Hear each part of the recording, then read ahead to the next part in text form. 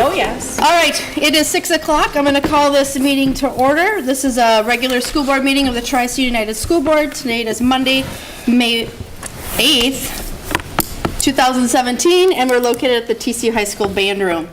Roll call finds all present, and we will look at our administrative reports. Couple of highlights from our administrative reports this month. I hit a piece here on TCU Lonsdale with their spring carnival, which was on April 28th, one of their largest ever, and it's their third annual. They served over 300 meals and auctioned off over 100 items and raised around $12,000 for school improvements and such. So that was a big turnout, and I know they have a lot of fun with that. I'm not going to reference the IT and facilities because Mr. Mink's going to be sharing more in depth on the facilities part, but know that he and his two departments are always busy improving our systems, and a lot of, in particular with IT, is so much of it is behind the scenes. We were very happy to find out that the E-rate funding finally went through. We've waited all year for that one, so that was a woo-woo. Within our at TCU Montgomery and from TCU La Center and TCU Lonsdale, we have a group of teachers who are being a part of Personalized Learning Summit and work with the Bush Foundation. They've gone to 2 sessions so far and have a third one coming up on May 22nd. And then some summer, we call it Personalized Learning Boot Camp, a couple of days where they really dig in on some ideas that they want to pilot within the districts and give a try on trying to personalize and individualize learning for students at a higher level. So it's really been inspiring and thought-provoking. Our TCU La Center is also taking a look at some of the flexible seating, which some of our other sites have as well, that fits with personalized learning too. And then within community education, I'd like to highlight a couple of pieces from Mr. Prizing. He's been very busy with city council and chamber meetings, as well as our open houses. We do have 2 more coming up this week, tomorrow and on Thursday as well. Really encourage people to go to those. I believe tomorrow is at TCU Lonsdale and La Center, thank you. TCU La Center, and then the 11th would be TCU Lonsdale. And another piece that I found really interesting in our monthly individual meetings was some of the surveys he's conducted with our middle school students. Gone into a couple of 8th grade classes, one at TCU La Center, one at TCU Montgomery, which also serves our Lonsdale students, to gain their interest in starting some after-school clubs and activities. And we know that that's been an area that was a bit of a gap. So there was some very interesting ideas they had. Not all of them I probably will share at the meeting. There was some really good stuff, and it's always great to get our kids' voice. And a highlight from our TCU High School, registration is moving along, and our first group of AVID students have been compiled and reached out to and registered and accepted, and we're going to end up with about 23 to 25 students in our very first AVID elective class, so that's really exciting. And a really huge kudos to Ms. Shelby Murray and Ms. Emily Irwin and Ms. Gretchen Lilly, as well as Mr. Jeff Eppen for the work they've done in getting out and meeting with our students. And I will say, in about a half of a year, Shelby Murray, who was our 7-8 counselor that came through the state student support services grant, has truly had a tremendous impact at our junior high level. With some of the career fairs, with the Unity Days coming up, those types of things, and then also with our work with AVID. So definitely good investment from state aid dollars. Thank you. Next, we have our high school student council report. There we go. Yeah, come on up. Yeah, you can sit right there. Hello. Welcome, Anya. Okay, so this past month in student council, we have collected the mathematics results from February and handed those out to people. And on April 21st, we had a ditch cleanup where we cleaned the local ditches. Safety week, we had this the week before prom, I believe, and we passed out lifesavers to those who had their seatbelts on in the parking lot. And then we did Ghost Out, which is the thing where we wear the Grim Reaper costumes and we go around and build awareness for distracted driving. And then we also wrote sayings on Post-it notes like buckle up, don't text and drive, and we stuck those on the car, like the driver's side door of cars. And then we're planning stuff for Staff Appreciation Week, which is actually this week, and we're planning on doing a breakfast on Friday. And we're also planning stuff for the end of the year, like maybe a party or a picnic during 5th hour on the last day. And we're also planning to make some posters to help kids with finals, to like kind of inspire them. And that's what we're doing. Wonderful. Thank you. Thank you. Before we approve the agenda, I'd like to add one thing onto the agenda. A school board review of a parent-student complaint in a closed session and possible school board action relative to the complaint. And that will go on at the bottom of our other closed session that we have already scheduled to do. So with that, I will seek an approval for the agenda with the noted change. So move. I'll second that. All right, motion by Dale Buss, second by Ashley Received to approve the agenda with the noted change. All those in favor? Aye. Those opposed? Motion has passed 7-0. Next, we have our consent agenda. First, we have approval of our minutes of the April 10th, 2017 regular school board meeting and April 24th, 2017 of a special school board meeting. Under personnel, we have resignation of a preschool paraprofessional, Lonsdale, Cheryl Marek. Another resignation, assistant boys basketball coach, Bryce Brunz. A resignation at Title I, Montgomery, Jeanne Anderson. Resignation, paraprofessional, Lonsdale, Nancy Sibenaller. A resignation, special education, Montgomery, Nicole Jeno. A new hire, KidZone Supervisor, Grace Krautkremer. New hire, special ed paraprofessional, Lonsdale, Nancy Lamke. A new hire, grade 4, Lee Center, Vanessa Hofmann. A leave of absence in special ed, para in Montgomery, and that's Sheila David. Under performance responsibilities, we have our TCU Lonsdale principal, our TCU Montgomery Dean of Students, our TOSA, which is teacher on special assignment, teacher and learning coordinator, another teacher on special assignment, digital learning specialist. Under policies, this would be the second and final reading. 405, veterans preference. 413, harassment and violence. 514, bully prohibition. 524, internet acceptable use and safety policy. 533, wellness. And 701.2, the GASB 54 fund balance. Next, we have the approval of the bills in the amount of $482,868.89, and also our finance report. Do you want to pull up the report or not? Certainly can. Okay.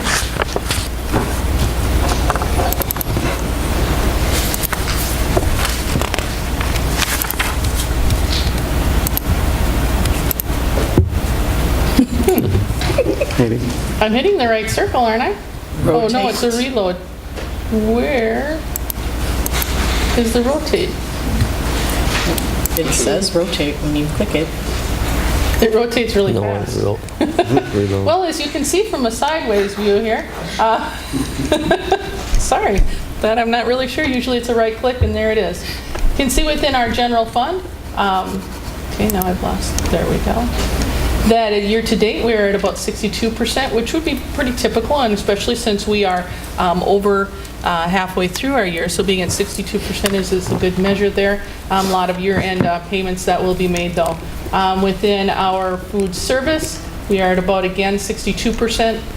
Our community education at a 72%, which is typically a little higher because of some of the fall courses and everything that occur. And then finally, our debt redemption is at an 87%, so encumbranced. So kind of right on track with where we should be. All right, I'll seek a motion to approve the consent agenda. Motion. Second. Is there any discussion on any of the items before we move on?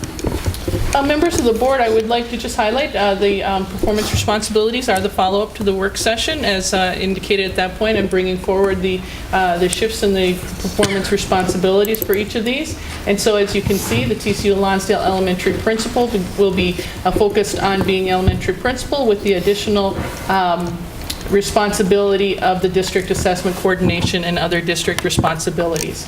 So we would be moving then the Director of Curriculum and Instruction to this TOSA position of Teaching and Learning Coordinator. This position will have three main responsibilities, one of them being curriculum review cycle, Second one being professional development for district initiatives, in particular into our empowering learners and our professional learning communities. And the third being our digital learning, empowering learners work. And that is a role that has been within that position before.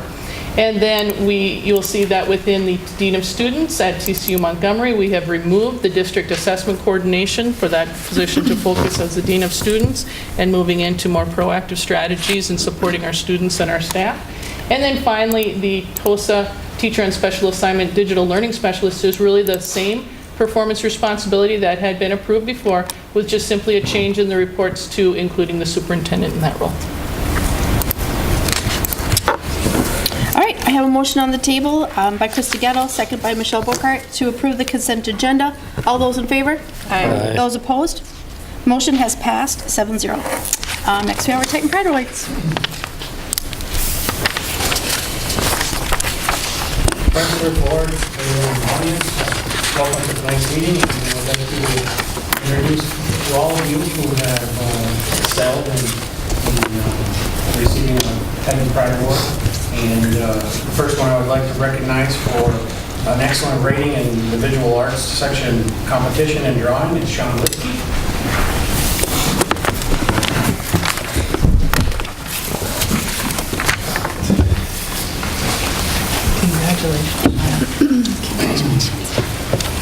Maria Fournier also received a superior rating in visual arts drawing section competition. Thank you for your efforts. Thank you. Kelly Vlasak also received a superior rating in visual arts painting in section competition. Stephen Gates also received a superior rating in visual arts section competition in painting. Very cool. Audrey Peterson received an excellent rating in the section 2A visual arts and painting. Good job. Evan Wood also received a superior rating in the section 2A visual arts and sculpture. Haley Zern received a superior rating in the section 2A visual arts sculpture as well. Amy Meager received a superior rating in the section 2A visual arts in sculpture. Malia Schoenbauer received a superior rating in visual arts, film photography in the section 2A section of me. Kate Bassey received a all-state band participant. Congratulations.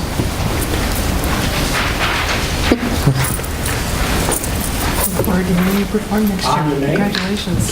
She was also an all-state choir participant. Good job. Good job.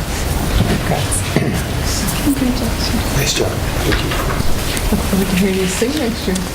Good Ross Congratulations. also was an all-state band participant. Nice work. Very talented kids. Yes. You're going to go back and have some fun, huh? Congratulations, Britta. Cassie Congratulations. Cutterly Congratulations. Thank you. received a superior rating in visual arts at the section 2A competition in ceramics. Congratulations. Haley Zern, Nice job, Cass. she received a superior rating in the section 2A visual arts in drawing.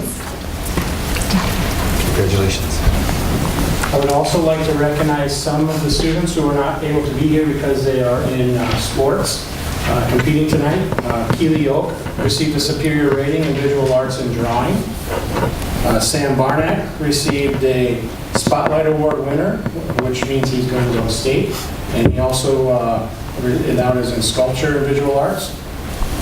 Maddie Hellerud also received a Spotlight Award winner, which means she's going to state as well in craft. Lauren Miller received an excellent rating at the visual arts section, media and painting, and Cami Vargo also received a superior rating in the section 2A visual arts and painting. So these students have excelled tremendously in fine arts and in many of them in sports, and it's nice to recognize them with the Titan Pride Award. Wonderful. Thank you.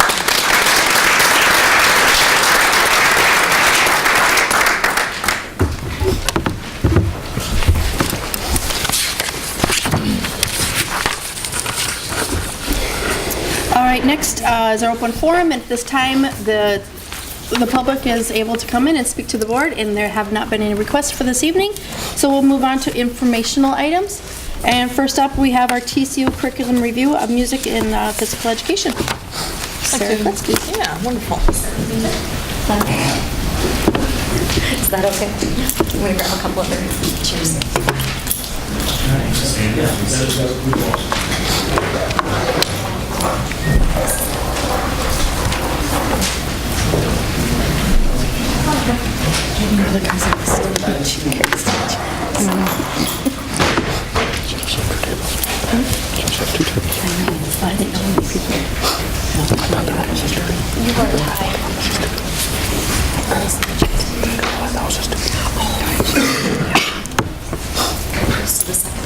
If you want to do them all.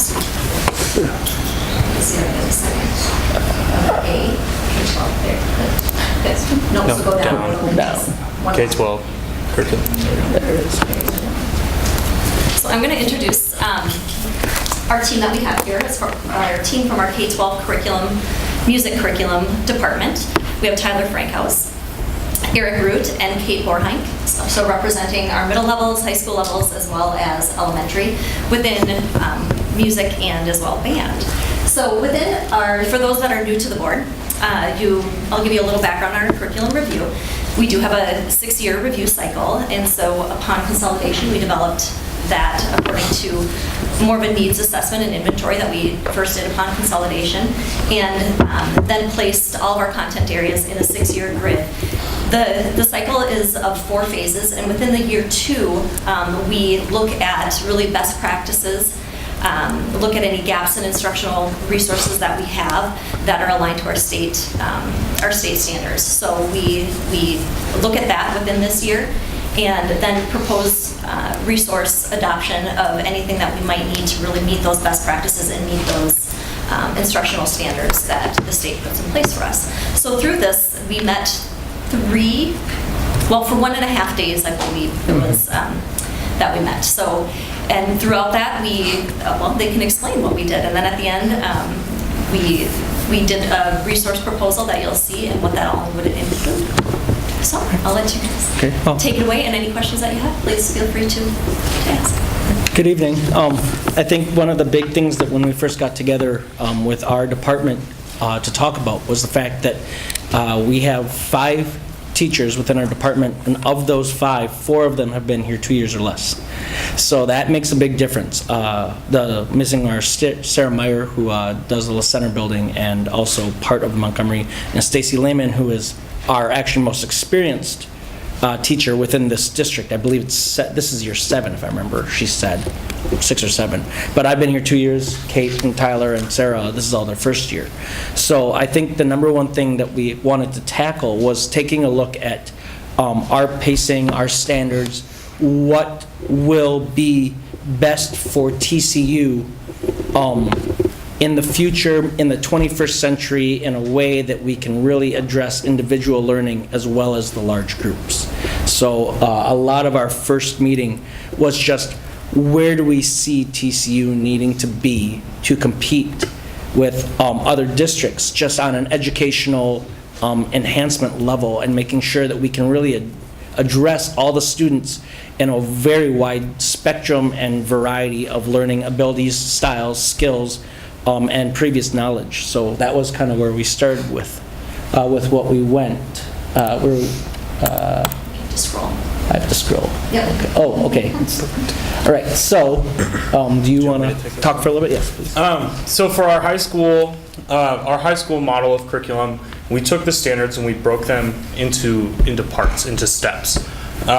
Every one of the 12 steps that we've created addresses a particular thing. So the goal of creating a 12-step chart, instead of saying your first year in choir or band you'll do this, your second year you'll do this. Our population sometimes floats in and out due to scheduling. For me, sometimes due to interest, all of a sudden your sophomore year, not your freshman year.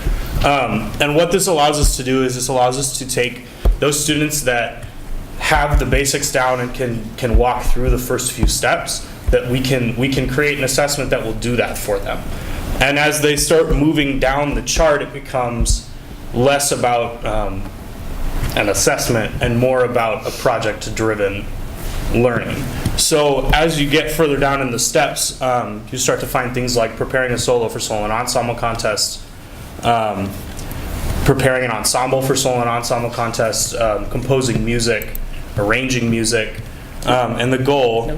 Not possible. And the goal of that was to create something that students could walk through that process, and there's a very clear, this is how we want to help you move to the next step.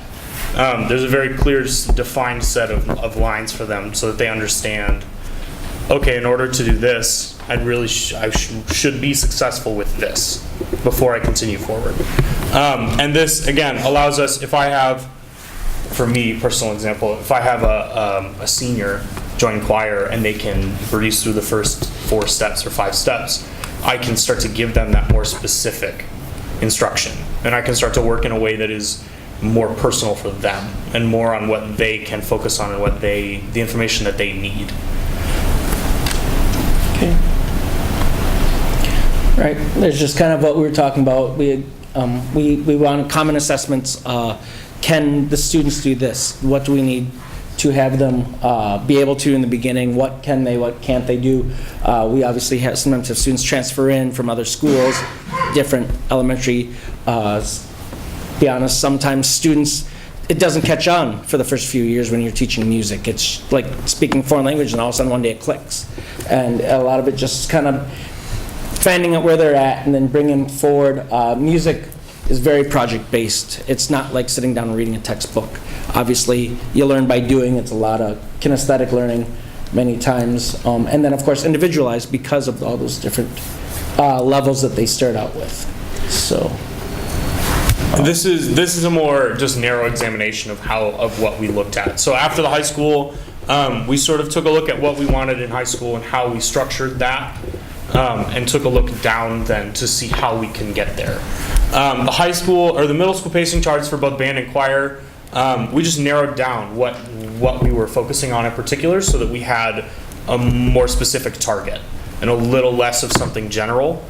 And as we started to do that, we made sure that both middle school band and choir were aligned with each other, as well as they can be. Sometimes in band there's more technical elements that I won't cover, or I won't necessarily get to as quickly. So we tried to make sure that those two were in line with each other before we continued.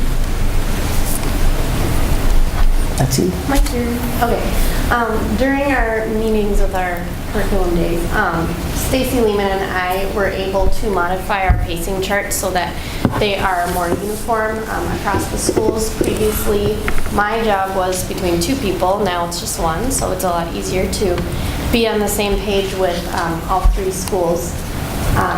And so a lot of our curriculum development that we're asking for is some supplies for the elementary music room. I've been going through the materials in Lonsdale and Montgomery and finding that there's not a lot that's actually usable by the students, especially for, say, 24 students all at one time. So some of those supplies that we're asking for is for that equal opportunity so that all of my students and all of Stacy's students can have the same learning opportunities.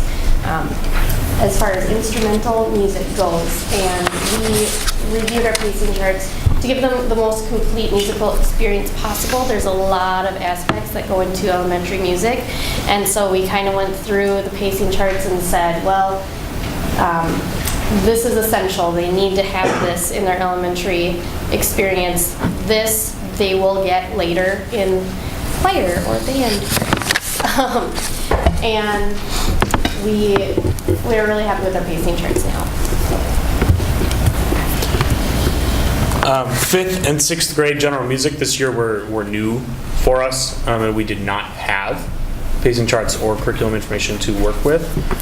So this year, both Stacy and I put together classes that we thought were coherent and would be successful. We both tried some things out, tried to figure out what's going to work, what's not going to work. And part of our request is for some summer staff development time so that we can sit down and create something concrete from what we've learned from this year and from some of the materials we have from this year. Right.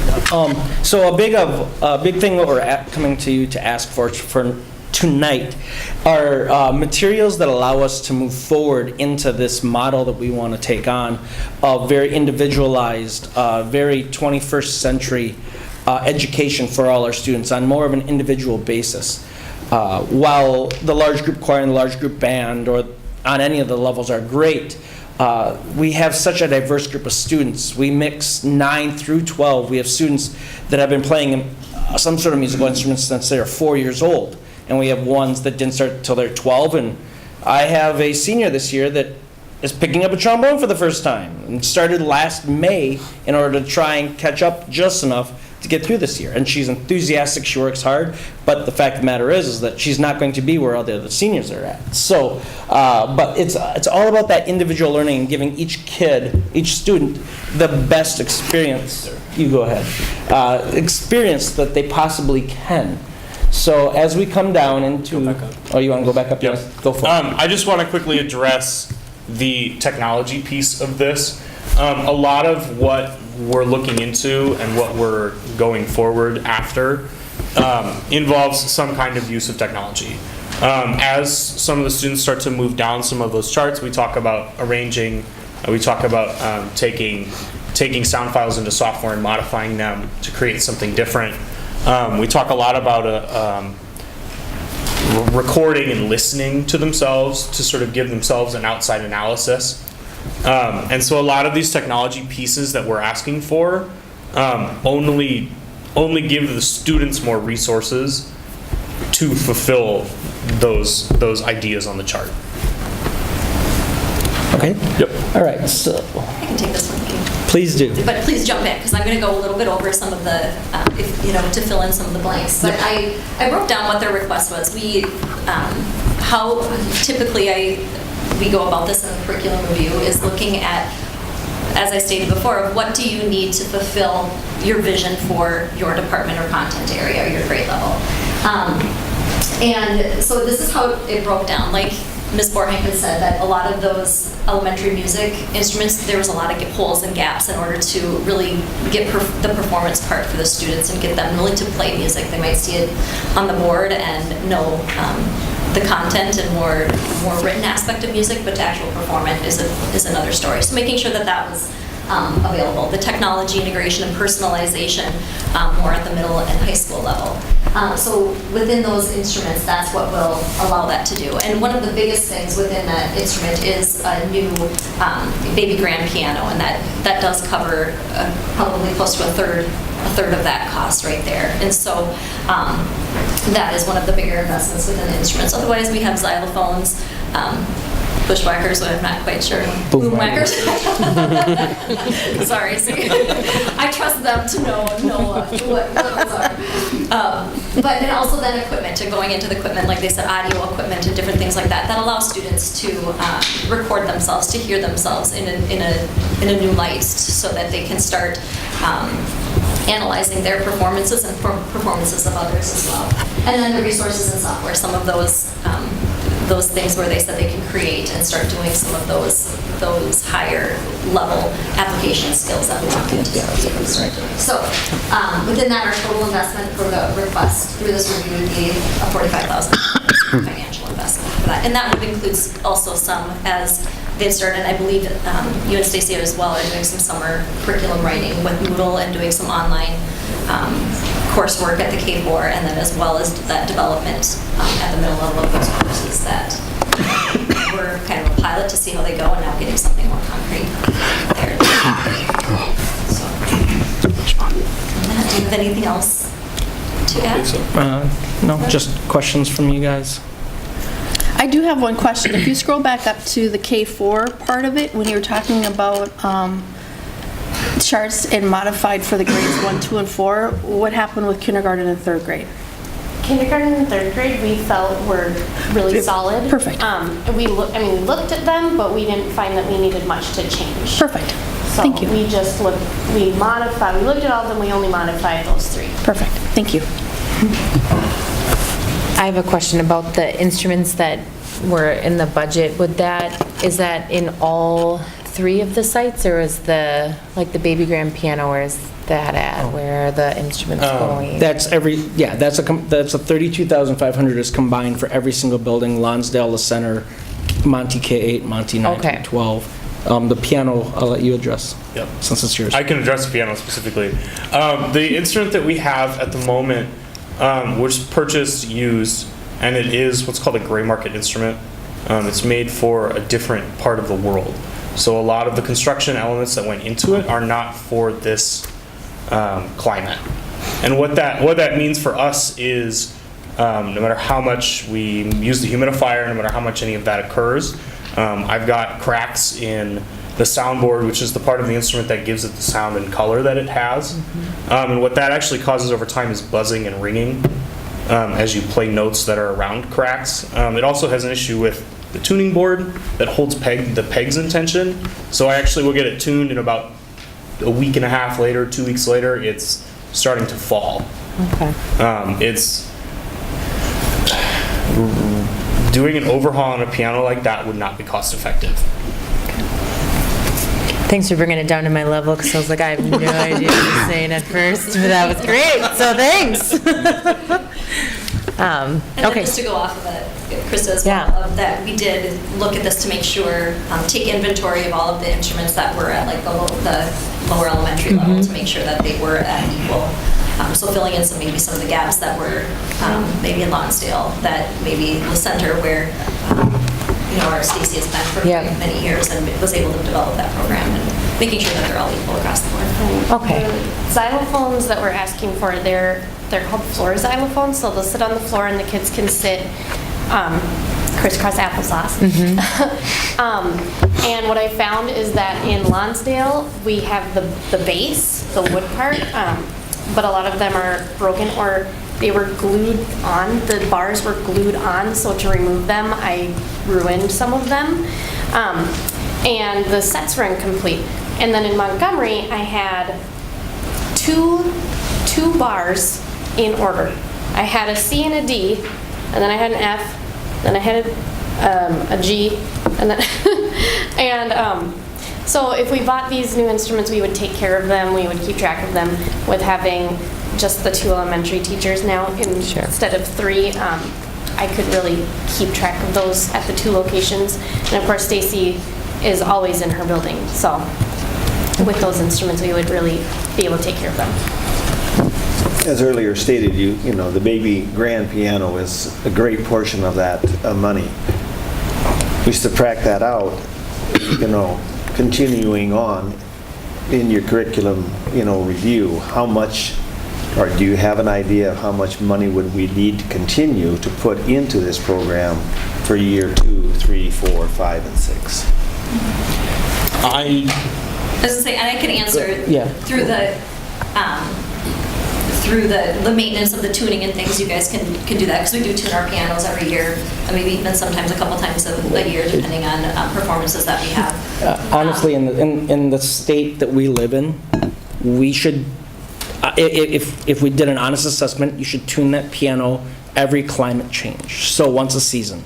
Because as we come into summer and it gets humid and hot, it's going to affect the piano. And then in the fall, where it's just dry out and gets cooler, and then the winter, where it's really, really dry, and then in the spring, where we get the humidity back. That would be my honest assessment as someone that has played pianos before, is that's what it should be done if possible. As far as my instruments go, if we take care of them, they will last for decades. I don't have any cracked xylophone bars, I just have missing ones. I would love to just keep track of them. So they would last, they're durable, they are made for kids, and as long as they're using them properly, they should last. And that's similar of in the other content areas that we've presented in the past, there's always a consumable or a yearly fee. The only one that we have right now is a smart music subscription that would be about a $350 fee every year that we would that we would have for every year until our review is up again. And then there's the replacement that we are going to be, replacement instruments of things like that that will have a recurring, but we've had that in the past too. It's not part of the review, but it's something that will include it within our building supply budgets. So. This may be a silly question, but I'm going to ask it anyway. So equipment, how does that differ from, like, what are we talking about with equipment versus instruments? And I broke that down, because I did it according to some of, like, budget codes. Sure. With what Robin did, yeah. and so it was more of technology, but that's Yeah, how I it's did it. It was technology. more audio-visual Oh, of the okay. equipment, and the instrument, and then music resources of sheet music and things like that, as Okay. well as software. Got it. So So the that's equipment's how more like the I just broke it up Yeah, the into technological individuals that way, side. That's how Robin broke it up for me. That's perfect. I just had to ask, so I was like, yeah, it's all right. Thank you. Well, it sounds like you guys did a lot of work. I'm glad that it's you guys that are presenting it, because you guys are the ones that teach it, and you know music way better probably than we do. I did take band in high school, though, and choir. It wasn't a marching band, too. Anyway. Be careful, you might get called for a parade. I know. I was in Lancers. I was. Oh, wow. Boy. Yeah. You've got experience, though. Some. Anyway. Little fun fact about Kristen. Any other questions or anything? Well, thank you for your work this year and in-depth study. I know you kind of started a little bit last year. Just a bit of a follow-up, though, Dale, to your question.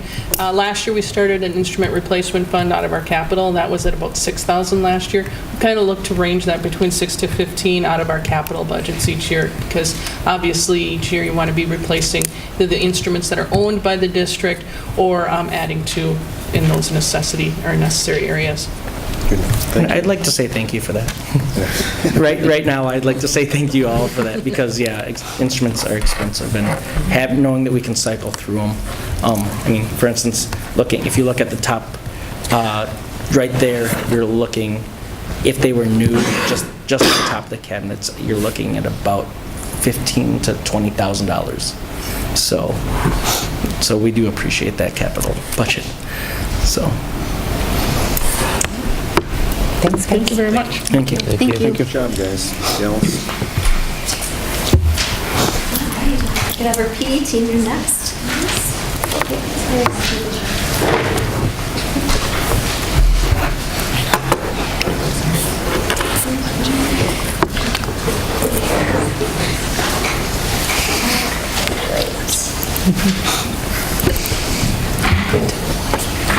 All right, so similar with our PE as how I introduced with our music curriculum or review. Same with our K-12 PE curriculum review. But tonight I have John Schmeising and Andrew Meyer here to present what we have decided and how we aligned our power benchmarks and where we're going with different assessment and how we're going to individualize learning and empowering our learners here at the K-12 level in our PE. So go ahead and turn it over to you, or do you want me to do the? I suppose, yeah. All you need to do is. I could put it on the wrong spot or just hit the Yeah, you button. can just, if you just. Maybe. Just scroll. Oh, Use scroll, that. okay. And I don't know if we have, I know this is a video. Yeah. Do we have Oh, sound? boy. No, No. I really want to see this It is a video. really good video. It Yeah, we went is. to our. It's pretty funny. Our curriculum advisory meeting that it was. So, like it says there, this is kind of, traditional, gives an example of that, kind of old school, much older school than we do it now, and then new school. And again, as Sarah mentioned it, we're looking to go much more individualized. And what you were telling me before, Marshall and Faribault, and there's a number of other schools that are going. We went and went to Stillwater and observed there, and it was really outstanding, amazing. Went into an elementary gym there, and kids come in and they put on their pedometers right away. They know what to do, and they just start running it automatically. And then he's got up on a screen with this software, and we'll show you more about it later here, but the kids could see how many points they had so it calculates it, you know, you had a class of 20, 25 kids, and it's technology is calculating it, I mean, right now, and it's putting it up on the screen. They're getting instant feedback, which is big in this day and age, obviously. It was just amazing, and so they had to get to so many points, and I think it was 18 points running, and then after they got that, then he'd bring them together and talk about, okay, now here's what our next activity is for the day, and they right away got into that activity. He had some other software on a different screen where he was able to, he had put in the kids' names for a class period and hit a button for how many teams that he wanted for this game. And I mean, it was just real quick and fast, didn't have much downtime. And at the end of the day, end of the hour, and then you'll see in a little bit here how each kid, and it didn't have their names up there, had numbers. So it was, you know, nobody knew who else was there, but it would change colors. And red meant that you're doing, you know, you're working really hard, high intensity.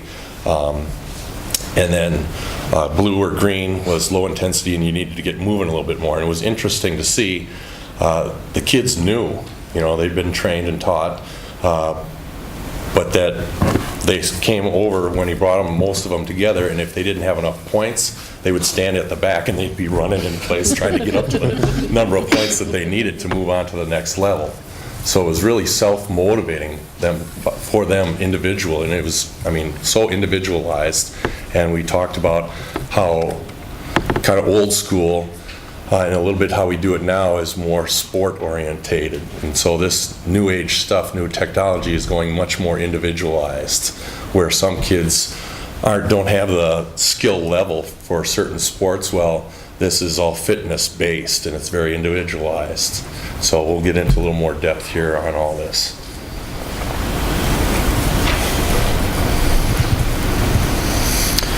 All right, so the next slide here, again, why Smart PE. Basically this is use technology that we have up here would be an example, kind of a little bit of what John was talking about. So the one here on the bottom where you can kind of see a bunch of different boxes would be what the students, or actually this would be what the teacher would see that they would have on their individualized device. And this is also very similar to what the kids would see. Obviously, instead of names, though, as John mentioned, it would be a number. Each kid knows what their number is, and they would just have that up there. So you can see most of these, the colors here are yellow, which is good. That's where you kind of want most of your kids in the yellow, as well as, again, fewer in the red, meaning they're, you know, really exceeding.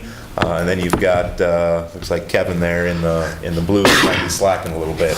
And again, that, as John mentioned, the instant feedback, so the kids can look up there and they can see where they're at. This one, John was talking about with the elementary kids using step counters.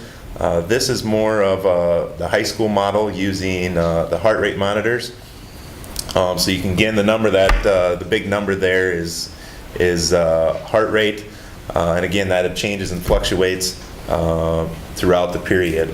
Also, as John mentioned, you can see on the top, you can set the duration for the class period, so what that is, so the 4508. And then again, on the very bottom, you kind of see the little graphs in each box to illustrate for the kids, or over there on the side as well, the bigger blown up area, you can see it will tell each kid how much time they spent in each zone. And again, you train the kids that you want to stay, for the most part, in the yellow to orange, with a little in the red, and then obviously want to stay kind of out of the green and the blue to, again, reach your most potential out of your workout. So again, you can also see this report over here. You can send this to the kids, and you can also send it to parents. So a parent could get a report of what how their kid did every day, if they wanted to so choose in FIED each day.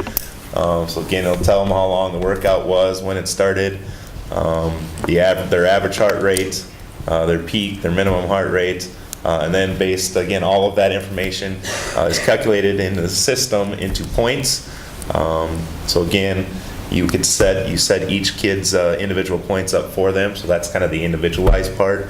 And it's cool. When we went to Stillwater, one of the teachers showed us you can adjust this class-wise as a whole. So if you were doing something that maybe was a little lower intensity at the time, you can adjust that as the whole class. Or again, you can also adjust this by an individual person. So you could click on one of them little boxes, their thing comes up, and you can adjust the point scale that way. And as their teachers told us, this actually helps kind of level out the playing field for kids. So you have maybe your not so athletic kids. That might be one of our next slides coming up. And your athletic kids, and that allows them to kind of level out. As he stated, you kind of find out initially that you think your athletes are working hard, and they might actually be moving and working, but in all actuality, they really aren't doing a whole lot compared to their abilities and levels. And then you think the kids who maybe aren't as athletic, who maybe aren't working very hard, you find out they're working their butts off. But because again, they're not overly skilled or their fitness levels aren't overly high, that they're actually working really hard. So again, with that individualized, the individualized program here, it kind of levels out that playing field for the athletes and non-athletes and sets up for them. So next one here, working together to be our best. So you can see here in each of these areas how this helps them in so many different areas. Educational success. I did my master's degree and my thesis on part of this, how, just getting blood to the brain, obviously, and that type of stuff really helps kids learn much, much better. And getting those nutrients to the brain opens up their brain as well as their cognitive abilities. Mental health, reducing stress. Everybody knows, everybody has stress. Exercise reduces that stress for us as adults and kids too. Everybody has stress and anxiety. Social skills, improves those. You get more people, you got to find something in common, exercise with them. It's just good stuff. Activity, again, it individualizes it.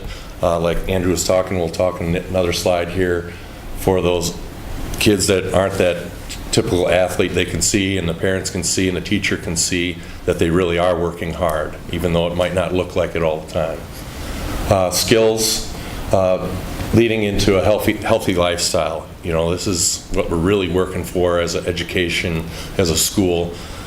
Our goal is for them to learn something by the end of their senior year that they can do for a lifetime and enjoy and have fun doing it and want to do it on a regular basis. And so if we can teach them this, learn how to, get some technology, or even, take your own pulse or wherever the case may be, and learn how to do that and say, I need to be in this heart rate zone for 20 to 30 minutes, 3 to 4 times a week, they're going to live a lot longer. Again, healthy habits, moderate to vigorous physical activity a week. Kids should be getting 150 at the elementary level minutes a week and 225 a week. This is what the Center for Disease Control recommends.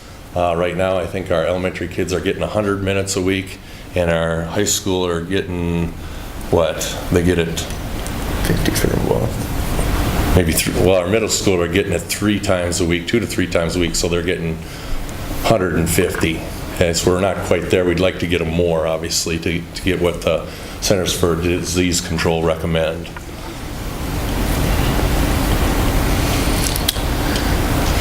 All right, so here's kind of what I had been mentioning before. You've got Katie All-Star versus your typical struggler Frankie. Again, by allowing to individualize each individual's kid's heart rate monitor or step counter, the training heart zones, their different zone rates, and for them, it creates that levels out that playing field, allows the kids to do their best, work their hardest, and accomplish things, the sense of accomplishment and that confidence that they need, hopefully to continue, as John said, to develop that lifelong confidence and the ability to continue to become, have that healthy lifestyle for the rest of their life, and see that it's a critical component to hopefully their overall success as they move past elementary and high school. Okay, so this is more how it's individualized. This here on the left, you can see each student would have one of these charts. And so on a given day, this is what they're going to fill out. How much were they in the blue zone, how much in the green zone, the red zone, okay, and then they have the comments. Okay, I'd like to have 2 more minutes in the green zone, it says. Okay, so they can analyze it themselves as well as the teacher can look at it and parents can look at it and see where they need to improve. And I mean, you know, like we said before, it's instant feedback, and they're doing this on a regular basis, a couple times a week or more.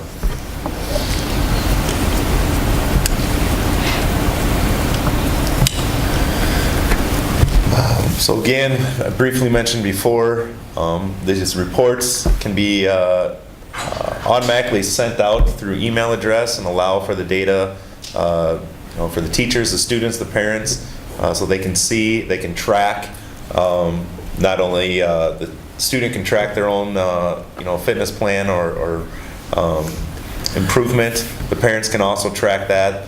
Obviously might even give something for them to talk about as they go home. Kids are like any of mine, they just say, yeah, we did whatever. So this might help parents to say, hey, I saw you're improving your moderate to vigorous activity levels.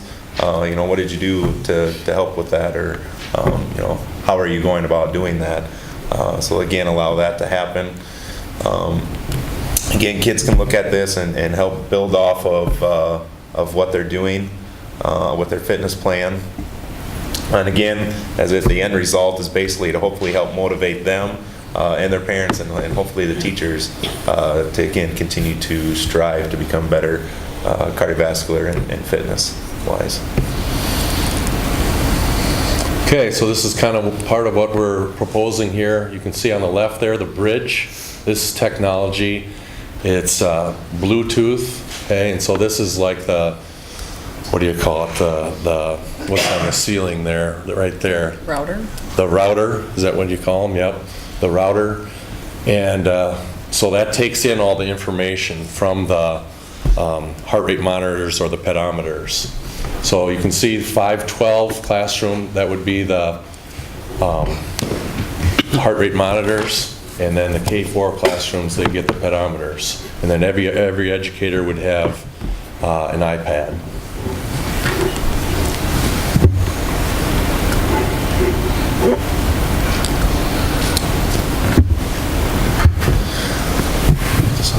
Okay, so along with the heart rate monitors and the pedometers, we also are looking at curriculum-wise here, moving more towards into SPARK curriculum.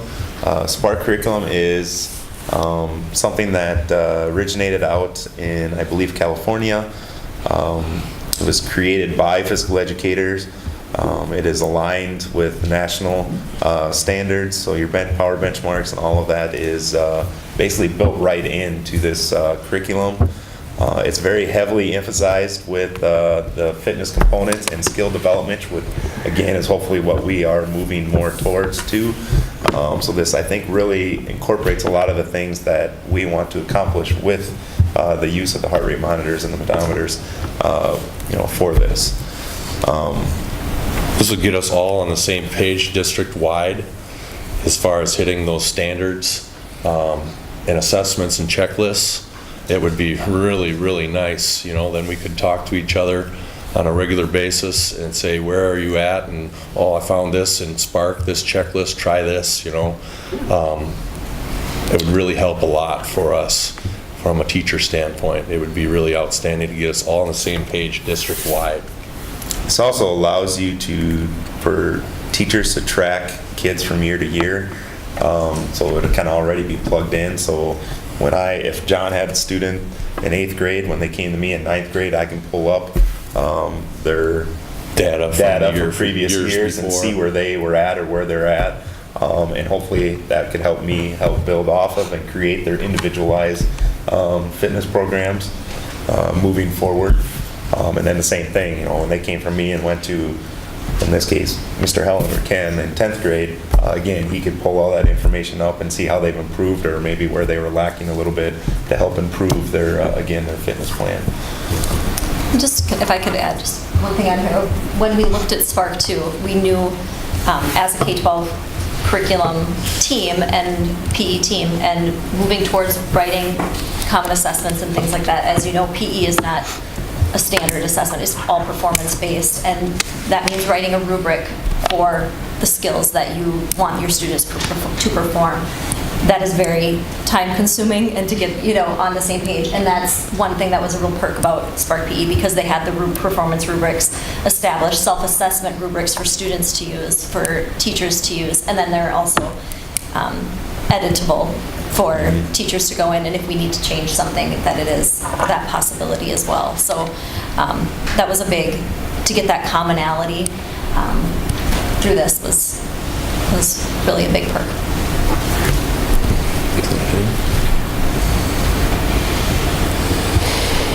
Okay, we mentioned some of this before. It's been, well, Andrew and I have been here 10, 11, 12 years, and this is our first time through a curriculum review in 12 years. So when this first came up, we're like, wow, this is a great opportunity. I hope we can do this, So again, it gets us on the same page district-wide. It's a great resource. We don't have to just pick and choose and try and find something and talk to people. We got this stuff right here in our hands now, and we're, again, all on the same page. Gives us those foundational skills, progression, age development. Some of this Spark, you could use it. They have curriculum for health as well that we could use. The list is ongoing, endless, and instead of the typical old school football units or what have you, again, we're making it more individualized for every student, and that'll motivate a lot of kids that aren't your typical jocks or sports or whatever. It gets everybody more involved, but yet still working on some of those individual skills. And lots of tools and online resources that go along with it. Like we said before, it has assessments, checklists, and they're all standards-based. So going into, and I'll do this too as well, the financial investment of, with the K-12 Spark PE, you think of any of our curricular content areas that we've adopted in the past, you think of $10,000, that's quite a good deal for all of the assessments and the online tools that you use. And granted, there's not, obviously there's not textbooks and things that the kids will get out. So a lot of it is online that they will access through the activities as well as the assessments. So, and it does include a training as well that they will have, and some are different curriculum writing to make sure that they're all on the same page as well with everything and pacing and stuff. And then the Heart Zone system, and that includes the Heart Zone monitors, as they had said, for grades 5 through 12. So all students will have, they come in, you can get them in different pods, but we'll get them according to class sizes. So the lower grades will probably come in about packs of 25 or 30 if needed, or higher for the high school. Or where you're at, we'll confer on that. And then an iPad for the teachers. It is an app-based program, and the app is free. Obviously, though with the purchase of the Heart Zones and the foot pods and all of the graphs and things come with the app and the parent connections and everything. So that would be a $25,000 investment, and it seems like very little. When it comes to recurring costs and things of the armbands, they said that you can, if you have, you can throw them in the washing, take the heart monitors on, throw them in the wash machine, lay them out to dry, and you can do it that way. And that, otherwise they're really reasonable for $350. I think you can replace the armband. The batteries, they said that they very well should last at least the 6-year.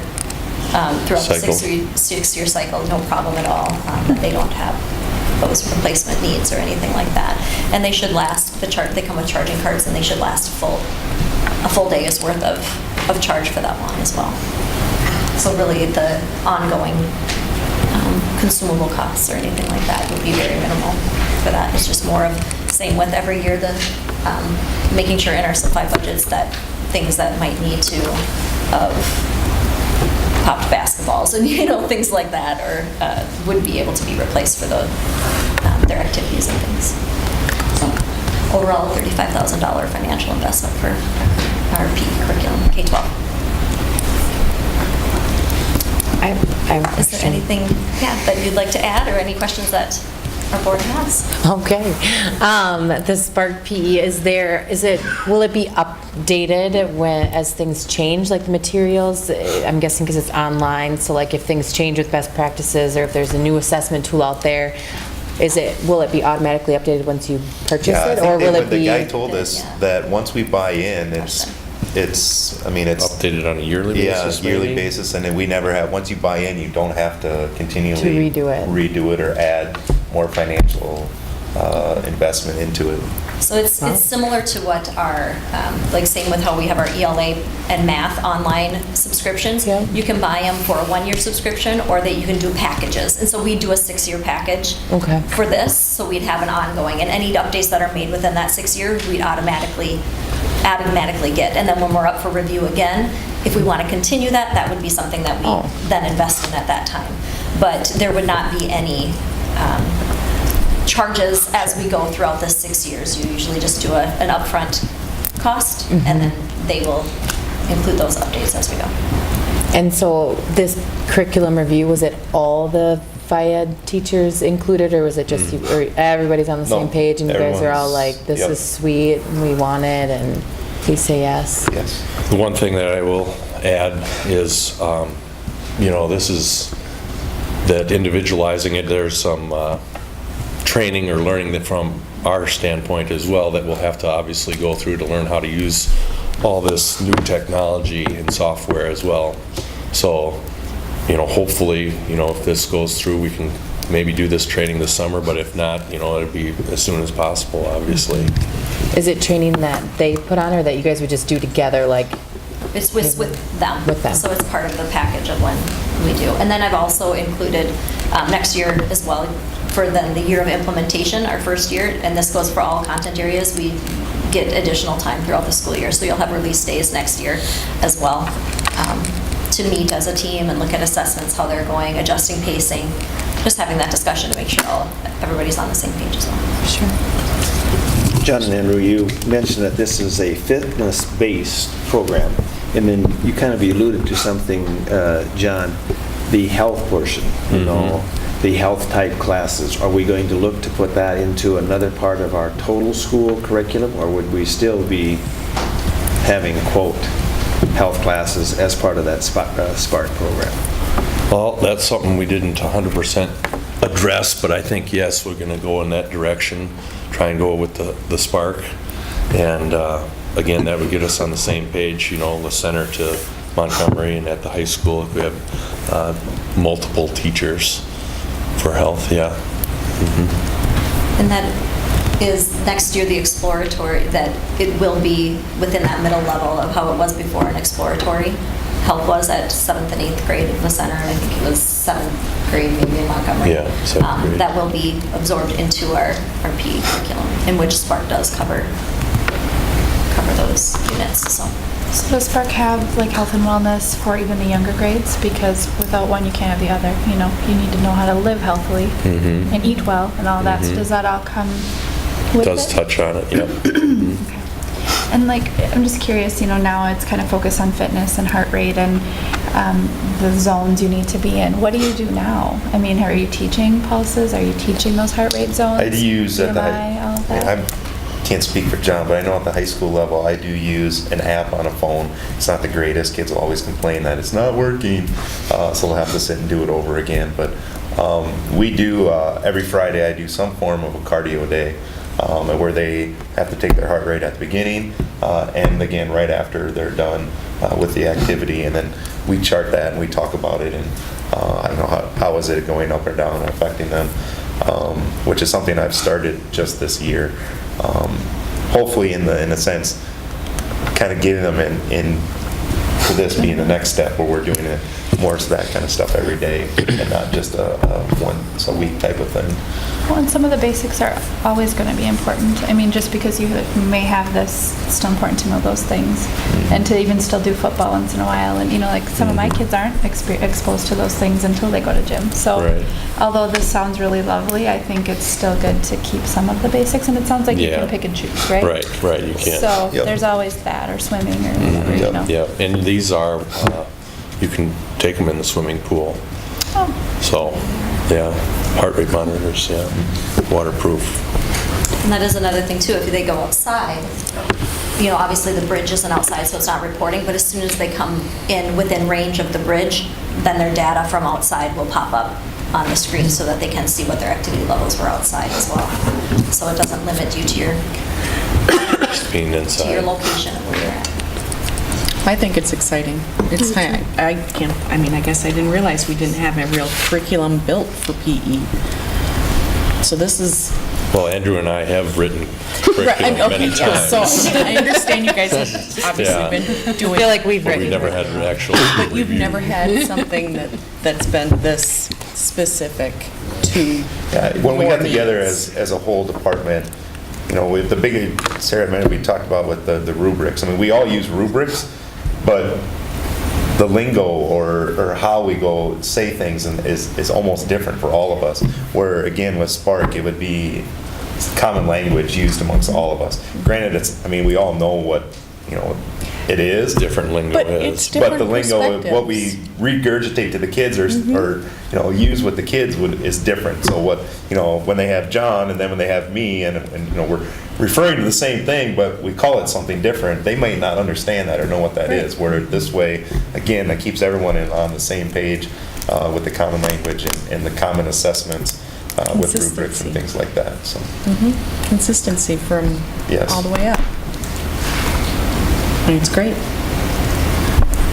Well, I think what both departments have shared tonight is exactly the value and importance of the work that we've done at Tri-City United within our curriculum review and digging into, one, be unified, two, be up-to-date and future-focused, three, moving our practices more into engaging our students, and then the four, just the unity and the reinvigoration of your department. I mean, for us to have heard that this was the first formalized curriculum review the two of you have done, I have to admit, I was surprised. So kudos to your work, and keep us going, because this is exactly, you know, moving, doing the games and stuff is important, but moving beyond that and into the individualization and that fitness and comparing yourself to yourself rather than to someone else, how powerful. And then also being able to balance that with, I know what in particular in our elementary and middle school have been able to do, and I'm not sure at high school, but possibly on some of the sportsmanship types of collaboration, teamwork things. That's something new that's just come about in the last couple of years. Spark, actually, there's a big component with the Spark curriculum of that. Sportsmanship and teamwork and things like that. Yeah. So some good challenges that can come out of there. So really applaud your work for both music and the FIED, and Sarah for leading the way. Thank you. And I just want to say too about just the passion that they have for their content areas, but for both of them. It was really, for me, I mean, I heard somebody on the board saying, like, I don't know much about, and that was me as well, being a elementary classroom teacher is my background, and coming into it, I thought, okay, how am I going to work with this of not having that content? And I reminded myself, I don't need to be the expert, and having them lead the way with their passion and what they knew as educators we wanted to do, you know, with empowering learners as our background of individualizing and creating those kind of active, personalized environments. There was really great conversations, and they knew where they wanted to take it. It was just then investigating and having that collaboration time to find the resources that could. which was awesome. The ability to go to another school and see how they implement a lot of this stuff was, you couldn't put a price on it. Yeah. I mean, I think I told Alan, Mr. Fitter, going to Stillwater was probably one of the most beneficial things I've ever done in the 12 years being as an educator. To be able to talk and collaborate with them and see how they use the technology was awesome and amazing. That was cool. Yep. Excellent. Well, our kids will be the benefits from it. Absolutely. Yeah. Wonderful. I Thanks, guys. Yes. Thanks, guys. Thank you.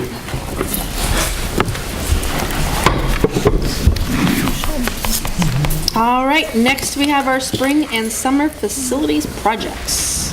Mr. Carl is up. Good evening, Dr. Chrysler and members of the board, and those joining us in TV land. I'm Carl Mank, Director of IT and Facilities for TCU, and thank you for allowing me some time to share what we've been doing and what we have planned. First of all, you've probably read the report. These things don't happen in a bubble or in a vacuum, and I'd like to thank a couple of team members. First and foremost, Mr. Eric Schroeder, and also Robin Pickle, and then those contributing data to our IT side, Mr. Matt Flugum and Sarah Klitsky, of course, driving these decisions now from the right side of the bus and the right side of the train, using curriculum as our focus to really provide the basis for the why, as to why we're getting all of these technologies. And then lastly, Mr. Matt Flugum, of course, who did a very good job in the last 6 weeks here compiling survey data, sitting down with educators, looking at what is working this year, what we may consider for next year, and how we're going to go about facilitating those types of changes this summer. So as I go in here, I'm going to go ahead and grab my presentation.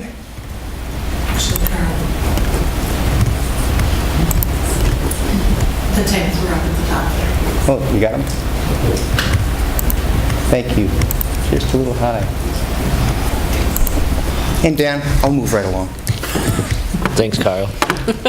Appreciate it. Great. On the instructional technology side, as we close year one of the DLET, which is a Digital Learning Environment Task Force, the group of people that actually came together for a number of meetings, 21 individuals that spent their time really developing this plan with us. We're finding that those ninth graders are really doing great things with their Chromebooks. And I believe we have a couple of board members that have received some good information and good feedback on just how well this has worked this year. A couple of things that we learned.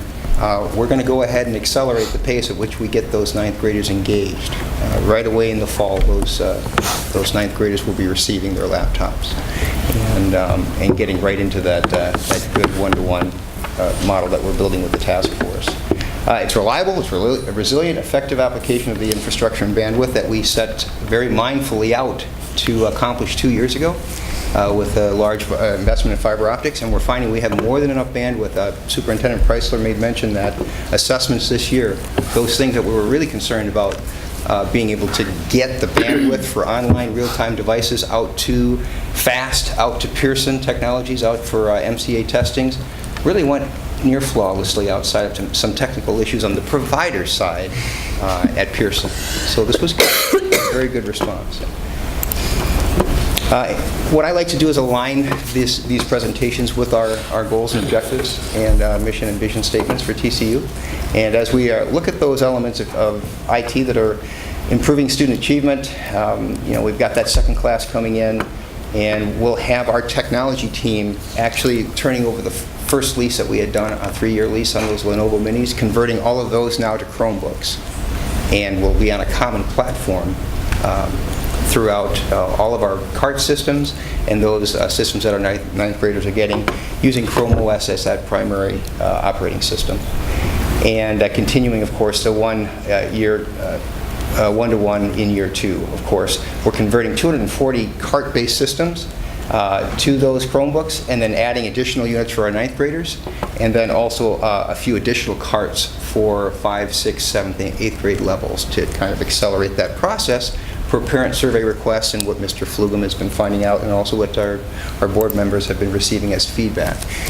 As we look at how we're using new tools of investment this year to align curriculum instruction and assessment, we're using 2 tools, one of which to simplify the process for our users getting right into the process of using these softwares.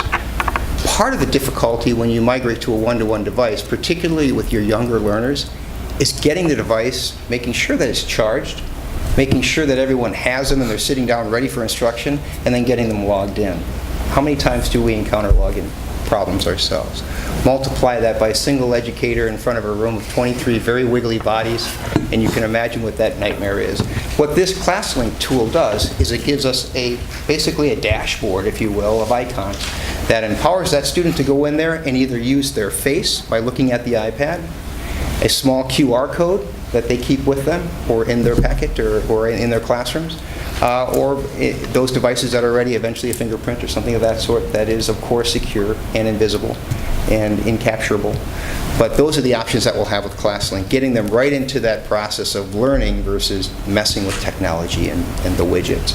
One roster is going to save Mr. Flugum, myself, Ms. Halichki, a great deal of time in the startup process and registering basically the data that feeds that ClassLink SSO single sign-on system comes from these rosters that we generate. We generate 22 different rosters, and many of those in the past had been manual processes for various things like PLTW, Destiny Learning Library software, any of those things that are JMC users, any of those softwares that we're using as e-curriculum that was purchased for math and reading resources, each have to have that common login and common user information. The company ClassLink, now free as a service, when you subscribe to ClassLink, provides one roster for solving those issues on the back end, which is a time burner for a number of our staff. As we look at developing structures, systems, and a culture of excellence, we, in this past year, our team of technicians, Ms. Julie Wires, who is also recording this evening, Mr. Andrew Ladley, and Ms. Amanda Nash, have been learning the management tools in order to efficiently and effectively update our iPads, update our Chromebooks in the background and operationally and centrally, so that we aren't going to those machines, individual machines like we did when we were in fixed lab environments, and having to touch every one of those systems every time there was an update. And this allows us to do a lot of heavy lifting, a lot of busy work in the background using these tools with preparation and also requests from your curriculum committee as to what softwares we want to make available, and then deploy those very effectively and quickly to our users. Again, one of the other steps that we did in our structures and systems, I completed the 2-year process of our technician and technical team actually setting their goals, where they want to be, where they see themselves, visioning and achieving that with their performance reviews, just completed in the last couple of weeks here. And we have a very good couple of teams that are serving us here. So they're sharpening their skills and moving forward as they're able. And then lastly, I'm going to do here, rural broadband wireless. We had a pilot project with Jaguar Communications, who is a provider of our fiber optic to each of our sites, in getting a wireless access point off of the Cannon Valley Co-op tower that will then serve in a 360-degree radius those people that have a line of sight to that tower that are within 4.5 to out to potentially 6 miles from that site. That's the first step of hopefully 3 phases that we would like to do in reaching all of our communities. This puts us in a very good position for those students that are underserved at home and don't have connectivity and bandwidth to use these one-to-one devices. So much like we did on the inside of our network, going slow and steady and very preparatory and very mindfully forward, so that when we did things, if they were successful, we're going to start doing those things so that as our students use them at home, we have a way to provide those resources and a way for them to get connectivity some way, somehow. And all of that is available to us via those Category 2 federal E-rate dollars. So we have that as offsets. Raising the capacity for engagement and dialogue. The district's Cisco platform VoIP telephone system, those phones that you see on your office professionals' desks in every classroom, were in the old federal Category 1 funds covered by E-rate for us. That's been in a declining circumstance, 30% for the last 3 years, over 3 years, ending June 30th. At that point, we've been in conversation over the last couple of years of what are we going to do to host that, and how are we going to go forward to maintain our internal intercom, our phone systems, and then, of course, emergency access, 911 e-dialing, things of that sort. And we're bringing that back in-home with a server host on the inside of our edge. That has some great advantages. It allows us to address our issues directly as they occur and if they occur. And then secondly, it gives us the ability to be a little bit more fleet of foot with our moves, adds, and changes that have been occurring with Ms. Brenda Rozier and, of course, Ms. Julie Wires.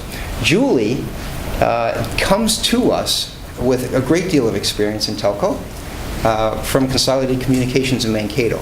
As such, as part of the the package in transition. We have professional admin level training for Ms. Wires to learn the ins and outs of how the system is going to work and how we can maintain it on the inside of our network. Through a Midco cable provider, we now have the community of Lonsdale accessing the same content that we're publishing on Listener Channel 56. So our meetings here, and that's why I also took a few seconds there to address our TV audience, are happening at Lonsdale and the Center, and I'm working with the team at the City of Montgomery to get that last leg of the 3 communities for common access to video content over CCTV. In our facility side, again, I can't thank my team enough on this. We have an unbelievable number of projects going on this summer that are really exciting, really are going to be transformative for some of the deferred maintenance things that we've had to put on the back burner as we're discussing referendum, and also very necessary, particularly in our 2 sites at La Center K-8 and Montgomery K-8, where we have structures that have to be addressed as far as tuck pointing, sealing, caulking, all of those things that make a site secure and comfortable. On the improving student achievement here, our custodial teams here have been working with our administrators and student government groups with Titan Pride, ROCKS, and PBIS programs to help promote awareness of respect and student staff ownership and responsibility for those, our collective tax dollar investment in our TCU buildings. Basically, providing that atmosphere of good culture, mindfulness of we share all these places together and we should respect and take care of them. We're also looking at renovating a PC lab here at the high school for a specific makerspace, design space that is a companion to the curriculum for PLTW, the robotics club, and in an area that's visible to where people around the district can actually see what's being done, what's being created, and what's being manufactured by our students in the engineering courses and PLTW courses. As we define and align curriculum instruction under the facility side, Mr. Shorter and the custodial team have been working with the teachers to provide efficient processes and ways to clean and protect the recent installation of all the flexible seating. In a couple of admin team meetings, it's really been nice as Mr. Shorter and I have been going from site to site doing our site visits, which we do weekly, and we have that on a rotating monthly basis, to see indeed how the classrooms are changing. It's absolutely remarkable to see how there are spaces and zones and breakout areas that really serve that individual learning opportunity that the music curriculum development team and the Phi-Ed curriculum development team illustrated this evening as well. Having the spaces for kids to really work autonomously and then come together collectively is happening as a result of those furnished. But it's tough to maintain a bunch of things sitting around a room when you're in a routine. So Eric has done a really good job of communicating with our K4, K6 educators that have transformed their spaces to make sure that they're ready for our teams when they come in the evening shifts to make a most efficient use of their time and make sure that those classrooms are ready for instruction the next day. As we look at student achievement, or improving student achievement, I think I just went back one.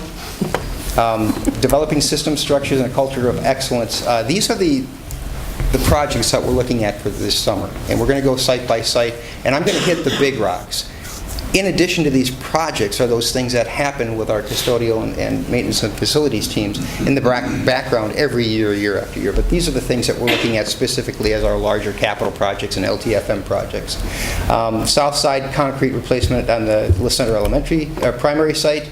Envelope and water intrusion repairs. We've got tuck pointing. I think a couple of you were on a site walkthrough and saw that we had a southwest classroom there that's had a great degree of water intrusion. That's being addressed both by the concrete project, which is going to take care of the slab, which is acting as a funnel and pouring water right into that wall.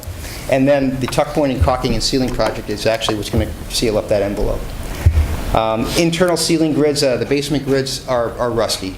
And that's as a result of that, humidity coming in through the doors in the summer months, and then hitting and that cold air coming from the outside in the winter months, hitting the warm, metal grids and just condensing and creating that rust. We're painting those restrooms with Titan branding, and in a grant that was offered to us by MBAC, we've got right around there's a $30-some thousand worth of play equipment coming in that is age-specific for 2 to 5-year-olds to replace that equipment that is about 3 years older than what the population of that building is, right? The EC kids there will have a much better playground, and the City of La Center is at no cost going to destall, remove, and use the old equipment in an age-appropriate area of their choosing. So, Well, that'll be an action item that we'll be discussing later on. yes, very good. Okay, I'm sorry, I'll wait and jump the gun, but it was in the report. Good. The LCK8 has received all of its external LED high-efficiency bulbs and lighting around the perimeter of the building. Looks great. They're also getting a good degree of tuck pointing, caulking, and sealing. A large component of that is in that auditorium over there to help protect that space in the entryway that you're noticing maybe as you're visiting that site. HVAC in area A and B. This is very specific. It doesn't have anything to do with our referendum project, and I do need to make that clear. This was a heat exchanger that we lost just in the last month. And this is going to be replaced and repaired. And of course, they're going to optimize and balance that band room heating system that you guys are also aware of. Commons gym deep cleaning. This is something we're doing new this year. As you look up in your gyms, you can see around the basketball hoops and all of the mechanical structures, the lights, and any of the HVAC tubing. There's this big cloud of stuff, and that's years and years of accumulated dust, dirt, debris, construction project accumulation in various sites that we're going to have a commercial cleaner come in and do prior to painting the walls so that we can get all of that material and dirt out of those spaces, keep our HVAC systems cleaner, keep the dust and filter cleaning processes to a minimum, and help us operate a little bit more efficiently. That will happen then prior to commercial painters coming in to paint and brand those gymnasiums and larger spaces. The kitchen is receiving a new serving line at La Center. They're also replacing a 20-year-old Hobart dishwasher. And then we're also supplanting the current inefficient compressors with high-efficiency compressors for the refrigerators and freezers to keep our operational costs and electrical costs down. At the high school, we're working, you see that work happening now. As you drive into the high school lot, you see that crack that we're sealing every year. You see a cracked piece of curb, and you also see the sidewalk dropping and cracking. That's as a result of how the water is flowing away from our building in that area. It's a large surface area. We're also taking the opportunity to brand that front entry and make it really nice to look at as you come up, a place for people to congregate and hang out after spring and fall events. And we're dealing with those areas around the flagpole and the front entry, as well as getting rid of our slip and trip hazards in the winter as that water has no place to go. So that is going to help solve a number of problems in the front of our schools for the K-8 building as well as the high school. We're renovating that PC lab again, and the boys' locker room renovation project is underway. I just heard from our vendor who's doing the retrofit demonstration. Actually, they're giving us a prototype of what that door renovation is going to look like before we actually do that project in this summer. And the prototype should be here in the next 10 days. Cool. Yeah, very good to address that issue.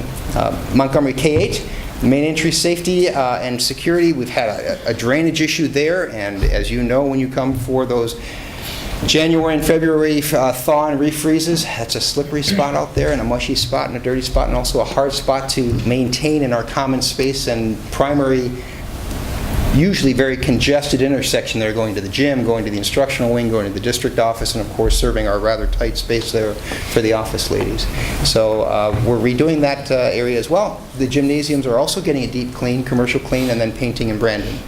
In addition to on the areas on the south side over by the shop and some of the older areas in the basement where we're looking at EC, potentially expansion and renovation. We're doing tuck pointing, caulking, and sealing projects. Painting and rebranding the pool as well, because we're going to have a swim team, hopefully. Right? That's going to look awesome. It's going to pop. It's on the agenda. You are just talking ahead there, Carl. That's great. Awesome. It's not an all bad thing. And then freezer and refrigerator high-efficiency compression motor replacements also for those systems and devices in the kitchen here, so that we can continue to operate efficiently. Lonsdale, the main drive-up and water overflow holding ponds. You know, the last few years, 3-4 years actually, they've really gotten overgrown. As a companion project to the I guess it's a pollinator project, I guess, is that the right term for it? Pollinator project? As a companion project to that, while those people that have the heavy equipment to do those jobs well are on site, we've asked them to go ahead and trim back all of the overbrush and things to make those ponds and entryways look nice and welcoming, because they have gotten very ratty and overgrown. And also, the exterior parking lots at the Lonsdale site are going to be replaced with high-efficiency LEDs as well. Again, those operational savings that we're looking for. And district-wide, we're looking at all the safety fencing. The fencing, Eric and I looked at actually this morning in depth at ways that we can maybe maximize some of the remaining components around the center fields by the primary, the track, the old football field, and those safety fences that go along the playground area, and then down along the west side of the property are being repaired and hammered into the ground. They've already done the tennis court fence levelings, and then also the ball field out at Lonsdale, and they're coming back to look at how we're going to deal with the ones that have concrete footings and do that in a cost-effective manner as well. Do you guys have any questions? Carl, you gave us so much information. I know. Let me just absorb it. Yes. For a little bit. Yeah. There's a lot going on. You always do a nice job. It's going to be a very fun summer, and I really do thank you guys for your time and input as it's available. So if there isn't any questions? No, just exciting stuff happening. Yes, great balance. Did I put the cart before the horse a little bit on a couple of You're these? fine. Great. You're all right. Thank you for your work and leadership, Carl, and Eric, thank you. We know that your feet on the ground, hands dug in every day, so thank you. Thanks. Even when not on duty, right?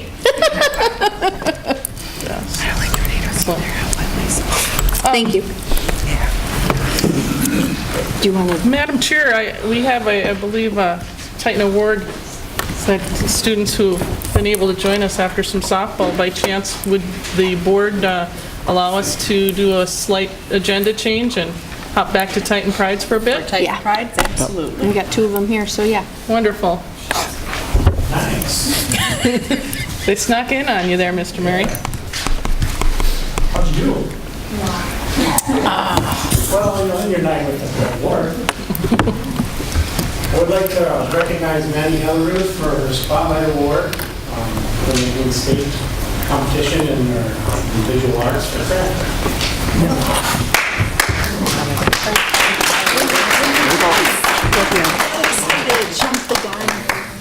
Oh, Maddie, you need to come around. I'd also like to recognize Jamie Bartle on our superior rating for visual arts and technique.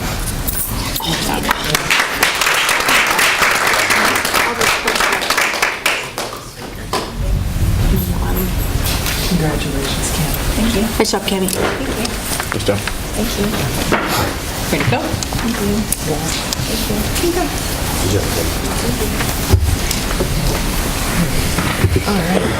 Kudos to our high school students who have remained with us. Thank you so much.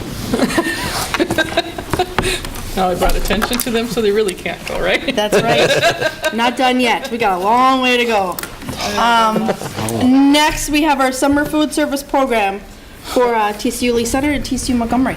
Well, this is simply an informational item, but it's a huge one, and one that certainly would not be announced without Brenda Rozier's nonstop work on making this happen. I should have done a Titan Pride for you tonight. I was thinking the business office ones were coming.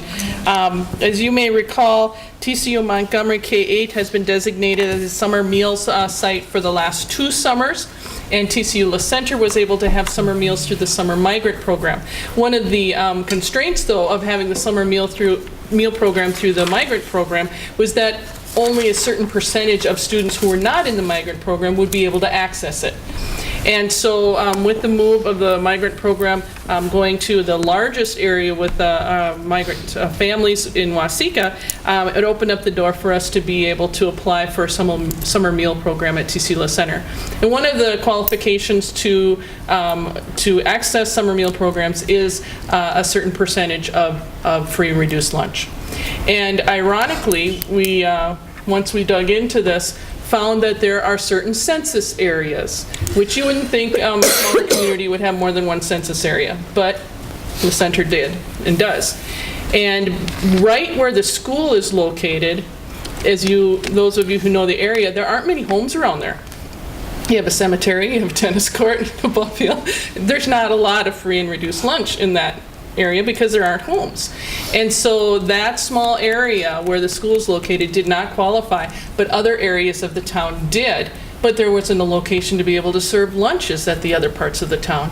And so we sent numerous letters explaining the situation, how it's accessed by our families, how it runs our summer rec programs, all of those, and we kept getting denied. And we were kind of getting to that point where we didn't have much time. It had to happen. And as Brenda and I visited, at one point said, let's start looking at our kids and addresses. And she did it. And she took a whole day and piecemealed out every address of students, took out some of the rural areas, took a look just at the city, and sure enough, it qualified. So kudos to Brenda, and we're very excited to be able to offer this summer meal program at both TCU Montgomery and TCU La Center. And it will start June 5th. Right after school's out, and go through Friday, August 11th. It is a breakfast and a meal. It is free, and adults can come along with the kids for a very small cost. And I know that in our work with this so far, the appreciation and gratitude by our families and by grandmas who are taking care of their grandchildren in the summer just about brings tears to your eyes, how much it means to them. So Brenda, thank you. And we're very excited to be able to have this program in 2 of our 3 communities. So wonderful. It's awesome. Good job, Brenda. Thanks, Brenda. Thank you. All right, we have our facilities update.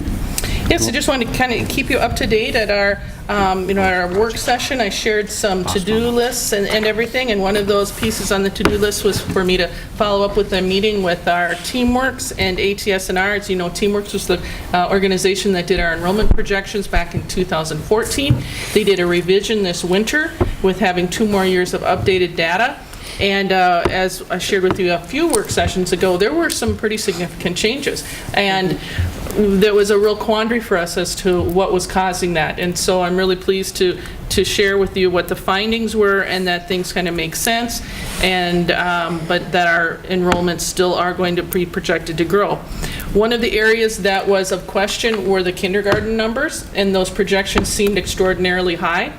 And they kept going back saying, nope, it's based on live births. That's where it was at. And as we met and we talked long enough, we realized that the formula they were using was based upon live births for the district, and then they do a buffer around, which is a very common practice.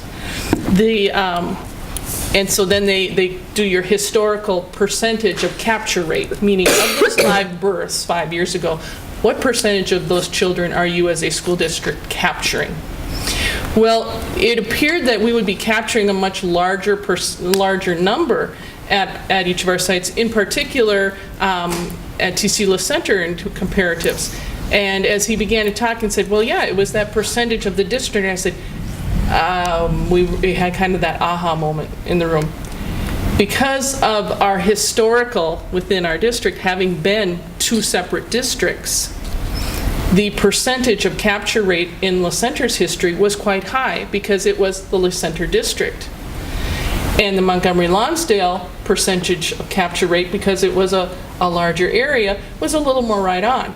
Well, when you put that higher percentage of the La Center capture rate on the entire Tri-City United District, it skews your numbers. Mm-hmm. And he needed to go back and look at it by attendance or by boundary areas of each of our 3 elementary schools, which gives us a much more realistic projection and alignment with the numbers that we're kind of projecting for next year.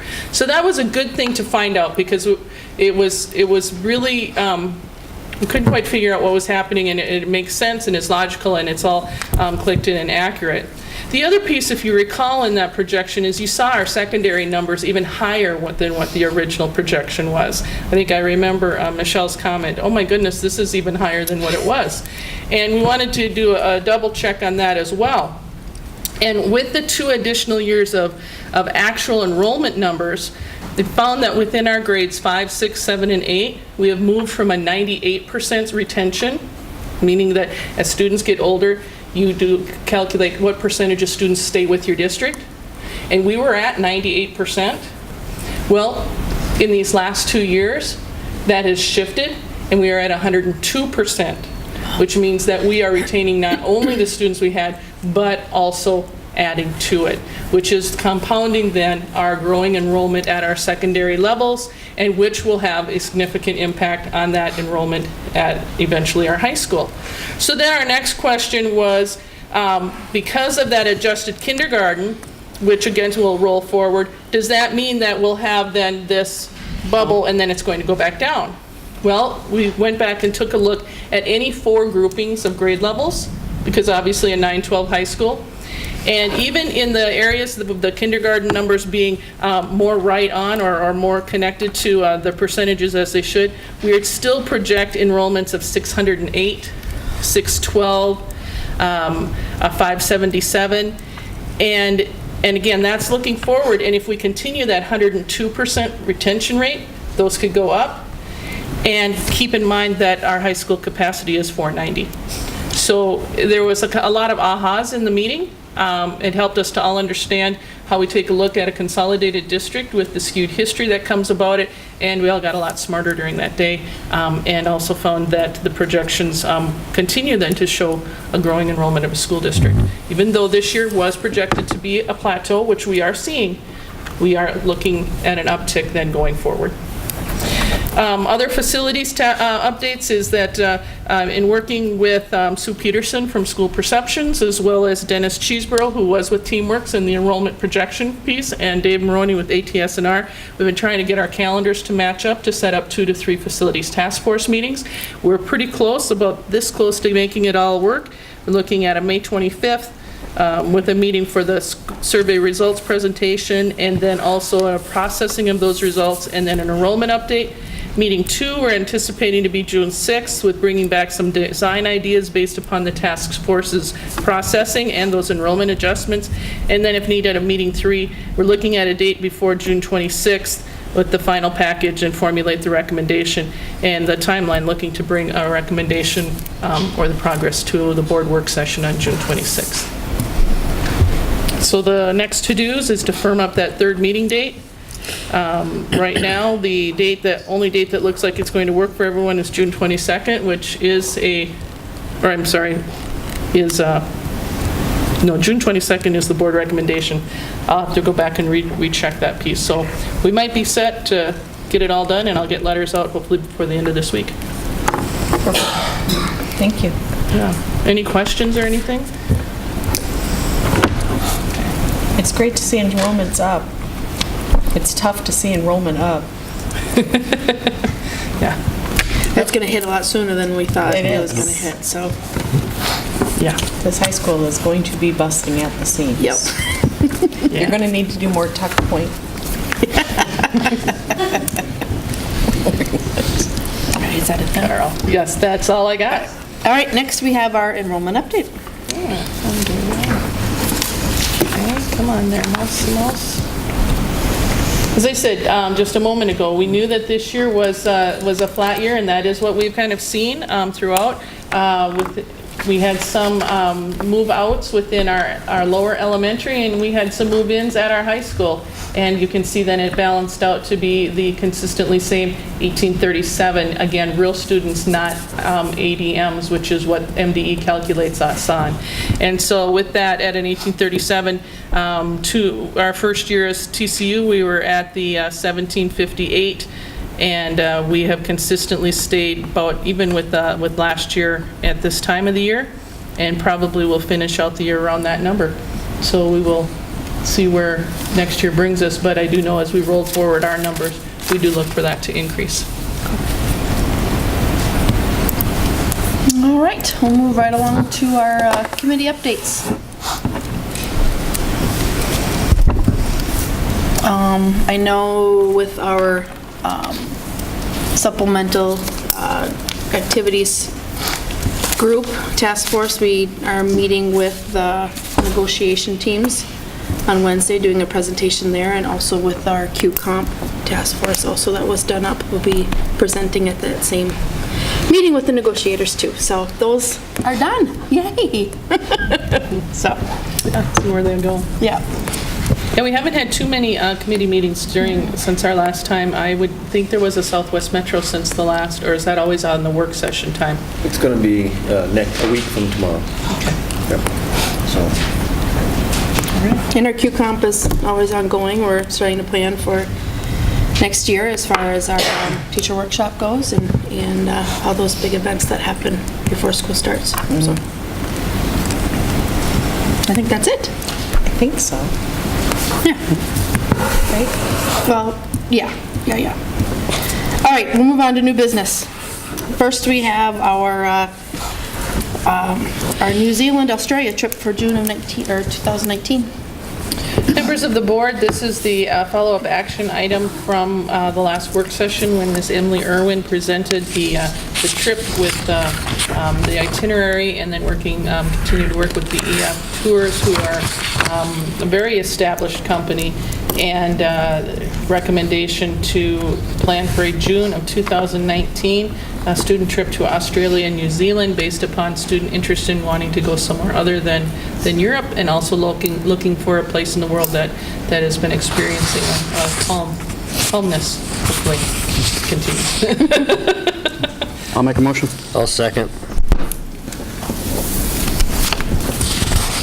I have a motion by Kevin Huber, second by Dan Rudd, to approve the June 2019 student trip to Australia and New Zealand. All those in favor? Aye. Those opposed? Okay, motion is passed, 7-0. Next, we have our 17-18 food service agreement renewal. Yes, if you recall, within the MDE guidelines and requirements for food service contracts, you can renew every 3 years, but you really are only renewing a 1-year contract, and then you can do an extension for the next 2 years. So this current year was our first year. We had the RFP last year and did determine to go with Taher Food Service as we had before. And so this would be then the action to do that first year extension, and we could do it for up to 2 more years. The contract itself is pretty much exactly the same as the previous, the only differential being a slight increase in the administrative fees of about 2.6%, from a 16-cent to 16.42 cents, which I know is kind of an interesting number to figure, but it does come through per meal. But really been pleased, as you recall from our parent guardian surveys, we had a higher response of support and strongly agree in the area, and Amy Sauter and I continue to work through going through those comments and notes and keeping on growing and improving that program as well. Okay, I'll seek a motion to approve a 1-year contract extension for the food service agreement with Taher for 17-18 school year. So move. A second. Second.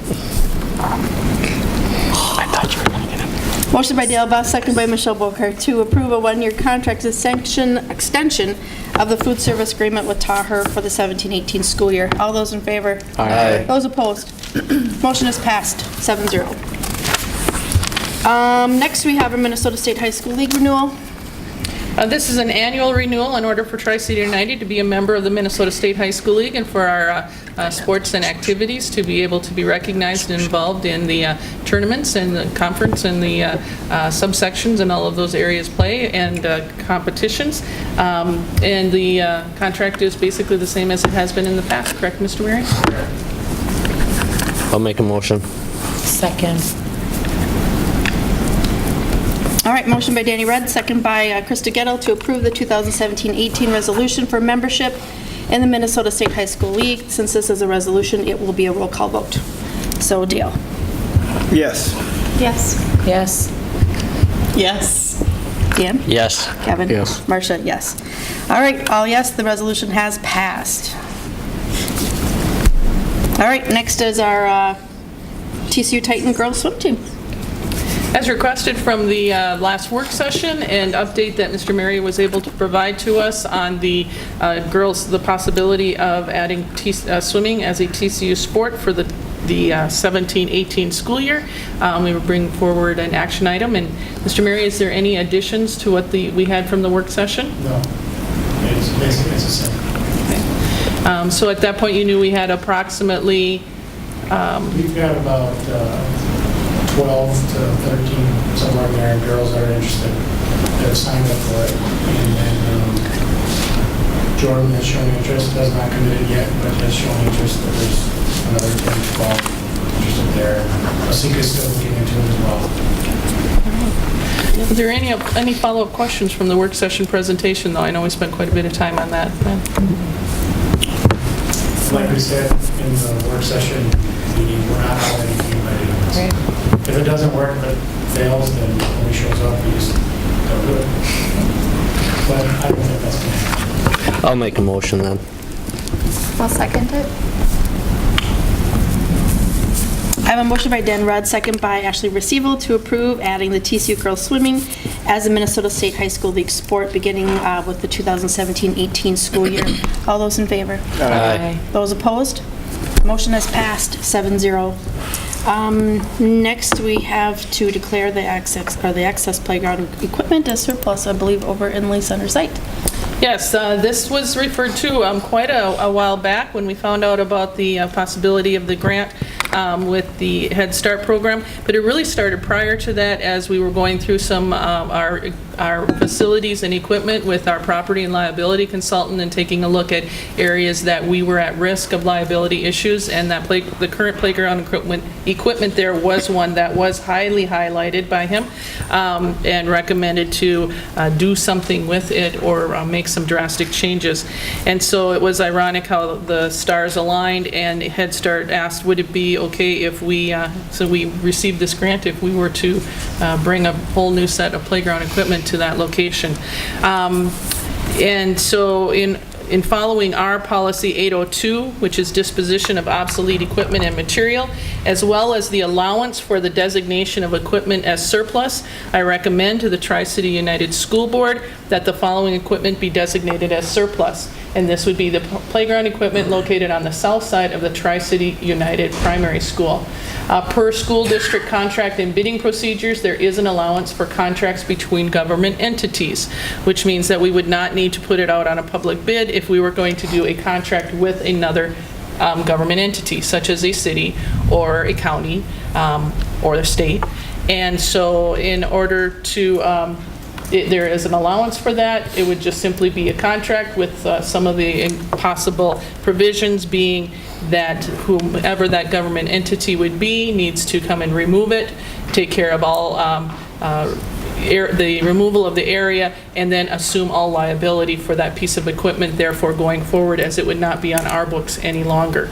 And so I'm making that recommendation as well. There has been an interest indicated by the city of La Center at this point, but no contract has been developed at this point. But the first step is that we need to designate it as surplus equipment. And once we designate it, if it goes through tonight, it is on the agenda for City Council tomorrow night for them to vote on it and take responsibility for it. So. I have a clarifying question. When we initially talked about this, I thought I remember that them saying that the equipment wasn't safe. Am I remembering that correctly? So why would we give it to the city of its Center? location is right next to our preschool programming, and so it is not appropriate for the age 3 to 5-year-olds. Sure. And so in the acquiring of the equipment by another entity, they would need to either make those improvements to allow for that, or ensure that it's in an area that is more of an older student's type of, or older child's kind of area. For us, as far as our other playground areas, we are not in need of any additional aspects in that manner, and our concern was that once it was taken apart, if we would have the maintenance capabilities and staffing to be able to be continually checking that, and we didn't feel that we did. But the city has indicated they feel that they would be able to handle that liability aspect and the maintenance. The city has been and inspected the equipment prior to this, and they feel that they have the means to make it work. So. And it is better than to just have something be thrown to trash, if it can be. And if it can't, if they find out that once it's acquired and it can't be, then there really aren't out anything. just the time of removal and trying to get it set up. So us saying that, voting yes, saying it's a surplus, we're saying that just that they can come and take it, not that it's safe or anything like that? Correct. We have to designate it as surplus first for us to enter into any kind of agreement with a government entity to be able to come and get it. And then they assume all liability. Responsibility. All liability. And that would, and that's been made very clear, that would have to be in the contract. Thank you. I'll make a motion to approve the request. Second. Michelle? I have a motion by Kevin Huber, second by Michelle Bogart, to approve the request to declare the playground equipment at the TCU Youth Center primary building as surplus. All those in favor? Aye. Those opposed? Motion is passed, 7-0. Next, we're looking at our curriculum review recommendations for the music and FIED. These would simply be the board approval of the recommendations, inclusive of the financial parts of both recommendations. And as I've shared previously, the amounts that they are requesting within the financial impacts are well within our capital allocations and revenue possibilities for expenditure. Do they have to be two separate motions? Yes. Yes. Next, first we'll do the motion for the physical education. I'll make the motion. Second.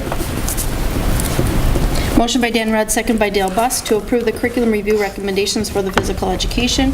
All those in favor? Aye. Those opposed? Motion is passed, 7-0. And then now for the music. Go ahead. I'll make the motion. Who wants to second it? Second. Oh, okay. Motion by Dan Rudd, second by Michelle Bogart, to approve the curriculum review recommendation for music. All those in favor? Aye. Those opposed? Motion is passed, 7-0. Next, we're looking at lunch prices for the 17-18 school year. This has been one that we certainly were hoping was going to turn out differently. I do want to say right up front, this has absolutely nothing to do with the food service contract or us contracting whatsoever. Within the federal USDA requirements, there is a tool they use called the Paid Lunch Equity Tool. And they do a calculation each year for each school district and indicate a required increase in lunch prices, or hopefully you get a time when they say no. Well, we have not experienced that, unfortunately. Their calculation indicates that we would need to be doing an 11-cent increase. The highest allowance is 10 cents, and if we were not to make an increase, the needs carries over to the next year. And we've not seen a flat on this equity tool. And so the other option would be, if we hold off, we'd have to be doing we'd never catch up, and it would always be there. We did look into some other options of maybe buying down the increase with our current food service fund balance, but that would not fix the issue because it's still based upon your paid lunch and your free and reduced lunch rate. And so the other option would be to no longer accept federal free and reduced meal reimbursements, which would be a huge detriment to our families and to our district. There's very, very, very few districts who have gone that route. I believe Minnetonka, possibly, Prior Lake, I think, tried it for a little bit, or was at least looking into it. But otherwise, I mean, you just can't go without those types of federal funds. It would be a huge detriment to our families in need. And so, in summary, to not have an even larger lunch price increase, we are recommending a 10-cent increase for noon meals only. And so K-6 would go from $2.40 to $2.50, 7-12 from $2.70 to $2.80, and adult meals from $3.95 to $4.05. We would not have an increase for breakfast. The equity tool does not require that, and so we would not be doing that. And we would also do a decrease in our milk prices from 55 cents down to 50 cents. But as you can tell, unfortunately, we have seen an increase each year, and it's completely out of our control, and we know that we need to follow the U.S. government's guidelines and requirements. So it is certainly not something we were hoping would happen. No, and as a person on the Wellness Committee, the committee did go back to Dr. Preisler, and I mean, we asked every question we possibly could to avoid this increase. And honestly, it's frustrating that we have to do this. Yes, it is. But we don't have a choice. Really. So why are you moving to approve it? All right, I'll seek a motion. I'll make the motion. I'll second. I have a motion by Ashley Recevo, second by Chris DeGhetto, to approve a 10-cent increase as required by the federal guidelines for the 17-18 school year lunch prices. All those in favor? Aye. Those opposed? Motion is passed, 7-0. Next, we're going to go into I'll seek a motion, go into a closed session for a negotiations discussion. Do you want anything to add to that before we make the motion? I'll seek the motion. I'll make a motion to close session. Second. All right, motion by Kevin Huber, second by Michelle Bokart to close the meeting for a negotiations update. All those in favor? Aye. Those opposed? Motion is passed, 7-0.